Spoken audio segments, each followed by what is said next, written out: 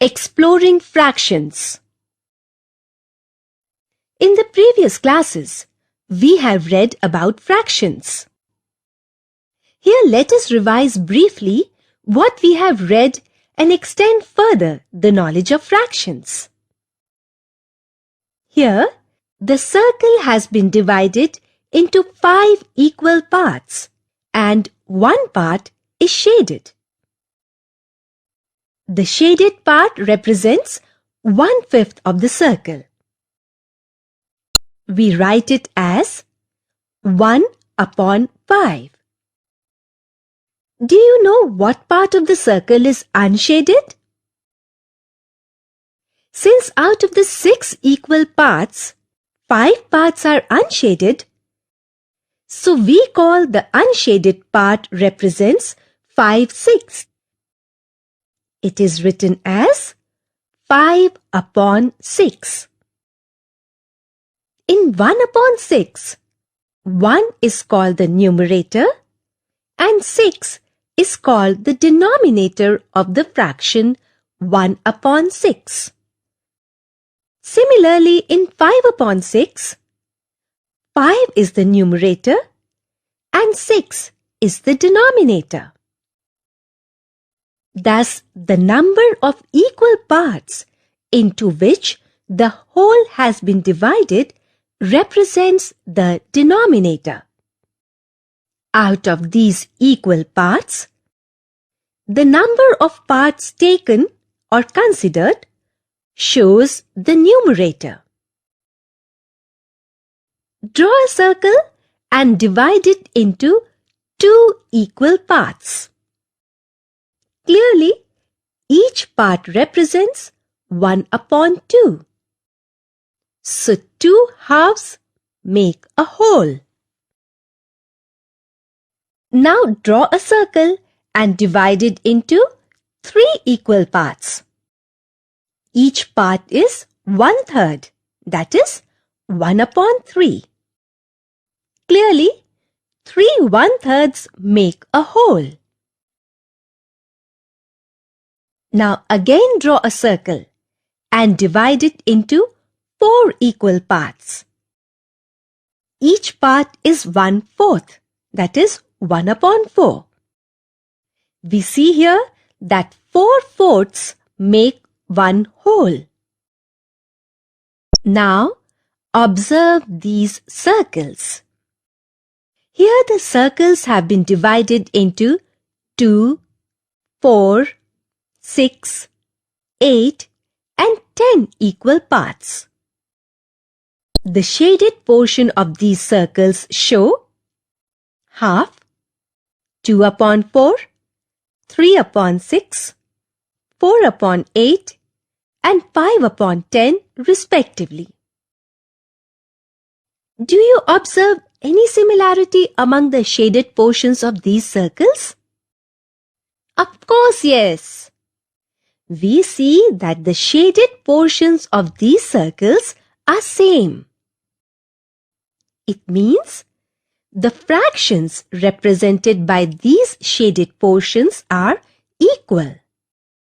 Thus, 1/2 is equal to 2/4, is equal to 3/6, is equal to 4/8, is equal to 5/10.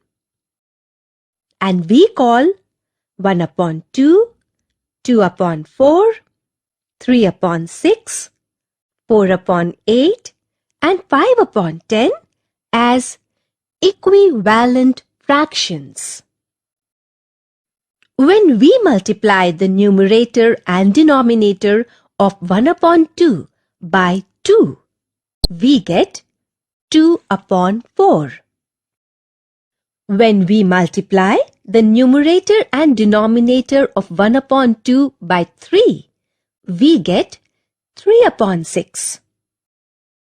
Similarly, when we multiply the numerator and denominator of 1/2 by 4 and 5, we get 4/8 and 5/10 respectively.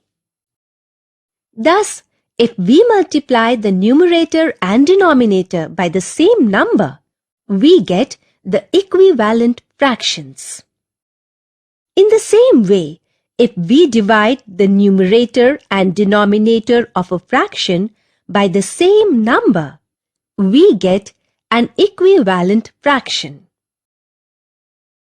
For example, if we divide the numerator and denominator of 5 upon 10 by 5, we get 1 upon 2. So 5 upon 10 and 1 upon 2 are equivalent. Thus, when the numerator and denominator of a fraction are either multiplied or divided by the same number, we get an equivalent fraction. If you are given two fractions, how will you check whether they are equivalent or not? To check whether two fractions are equivalent or not, we multiply the numerator of first fraction with the denominator of the second. Next, we multiply the denominator of first fraction with the numerator of the second. If the two products obtained above are equal, it means they are equivalent, otherwise they are not equivalent. Consider the fractions 3 upon 7 and 9 upon 21. The product of 3 and 21 is 63. The product of 7 and 9 is also 63. So 3 upon 7 and 9 upon 21 are equivalent. Again consider 4 upon 9 and 20 upon 44. The product of 4 and 44 is 176. The product of 9 and 20 is 180. So 4 upon 9 and 20 upon 44 are not equivalent. A fraction is said to be in its lowest terms or in the simplest form if its numerator and denominator do not have any common factor other than 1. Consider the fraction 8 upon 15. All the factors of 8 are 1, 2, 4, 8. All the factors of 15 are 1, 3, 5, 15. 8 and 15 have no common factor other than 1.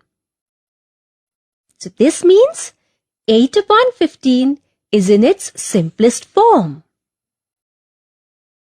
Consider the fraction 6 upon 34. All the factors of 6 are 1, 2, 3, and 6. All the factors of 34 are 1, 2, 17, and 34. Common factors of 6 and 34 are 1 and 2.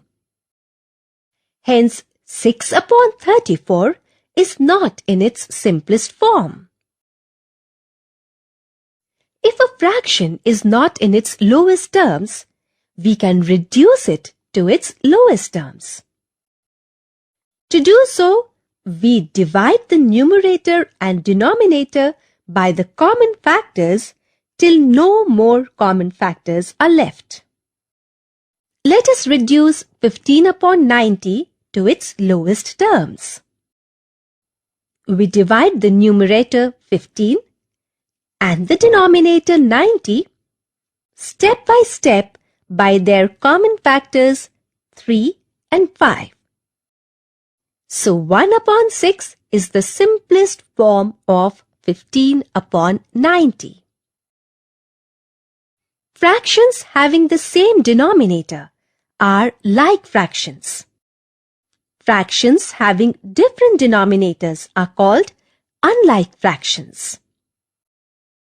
4 upon 7, 2 upon 7, 1 upon 7, and 5 upon 7 are like fractions because each one has the same denominator 7. 2 upon 5, 4 upon 7, 3 upon 11, and 1 upon 2 are unlike fractions because these have different denominators. Let us discuss how to compare like fractions. Observe these two equal squares. Each has been divided into 4 equal parts. The shaded part of its first square represents 1 upon 4 and the shaded part of second square represents 3 upon 4. We see that the shaded portion of first square is smaller than that of the second square. So 1 upon 4 is less than 3 upon 4 or 3 upon 4 is greater than 1 upon 4. Thus, out of the two like fractions, the fraction having greater numerator will be greater. For example, 8 upon 15 is greater than 4 upon 15 because 8 is greater than 4.